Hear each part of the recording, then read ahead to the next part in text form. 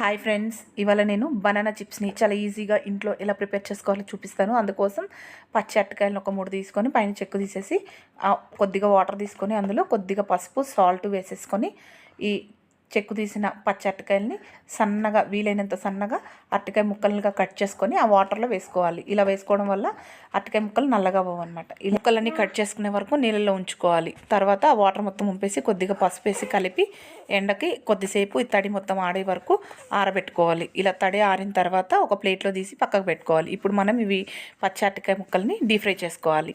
అందుకోసం ముందుగా స్టవ్ వెలిగించి ఒక ప్యాన్ పెట్టుకొని అందులో ఒక 1/2 లీటర్ వరకు ఆయిల్ పోసి ఆయిల్ వేడెక్కిన తర్వాత ఈ అరటికాయ ముక్కల్ని కొద్దిగా వేసుకొని డీప్ ఫ్రై చేసుకోవాలి. రెండు వైపులా దూరగా ఫ్రై చేసుకోవాలి. మధ్య మధ్యలో కలుపుతూ ఉండాలి. అంతేనండి, చాలా సింపుల్గా ఈజీగా బనానా చిప్స్ ఇంట్లోనే మనం ప్రిపేర్ చేసుకోవచ్చు.